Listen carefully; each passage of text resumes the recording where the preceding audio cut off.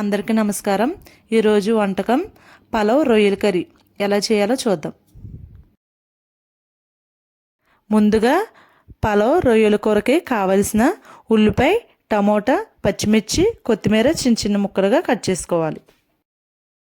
మరిన్ని వీడియోల కోసం ఈ ఛానల్ని సబ్స్క్రైబ్ చేయండి. పలావ్ రొయ్యల కూరకి కావలసిన అల్లం వెల్లుల్లి పేస్ట్ని మిక్సీ పట్టుకోవాలి. ఇప్పుడు రొయ్యల్ని గోరువెచ్చని నీళ్ళతో నిమ్మరసం, పసుపు వేసి శుభ్రం చేసుకోవాలి. ఈ విధంగా చేయడం వలన రొయ్యలు నీసు వాసన రాకుండా ఉంటుంది.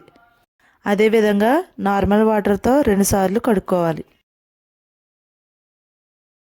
ముందుగా ఇప్పుడు పలావ్ రెసిపీని ప్రిపేర్ చేసుకుందాం. ఇప్పుడు స్టవ్ వెలిగించి మూకుడు పెట్టుకుని తగినంత నూనె పోసుకోవాలి.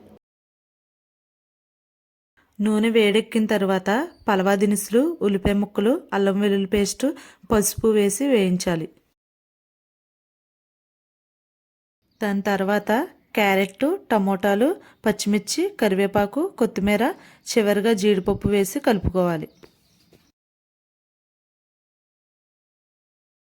ఇవి వేగిన తర్వాత పలావ్ రైస్కి తగినంత వాటర్ పోసి మూత పెట్టి మరిగించుకోవాలి. మరోవైపు రొయ్యల కూర ప్రిపేర్ చేసుకుందాం.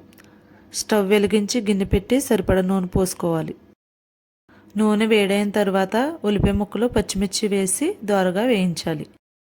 ఆ తర్వాత అల్లం వెల్లుల్లి పేస్ట్ వేసి పచ్చివాసన పోయేంత వరకు వేయించి టమాటో ముక్కలు వేసి కలుపుకోవాలి. ఇప్పుడు పలావ్ రైస్కి మరుగుతున్న వాటర్లో సరిపడా ఉప్పు వేసి కలుపుకోవాలి.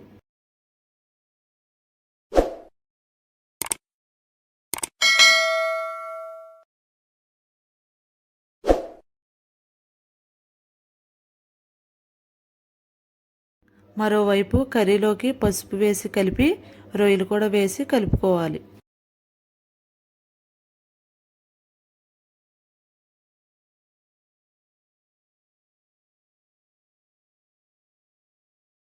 మీరు కూడా మీ ఫ్యామిలీకి పలావ్ రొయ్యల కూర ట్రై చేయండి.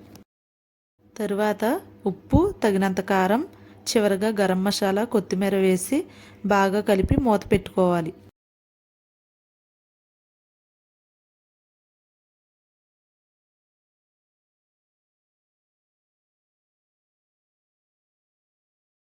చివరగా నూనె పైకి తేలేంత వరకు మగ్గించుకోవాలి. అంతేనండి, ఎంతో టేస్టీ రొయ్యల కూర పలావ్ రెడీ. ఈ వీడియో మీకు నచ్చినట్లయితే లైక్ అండ్ సబ్స్క్రైబ్ చేయండి.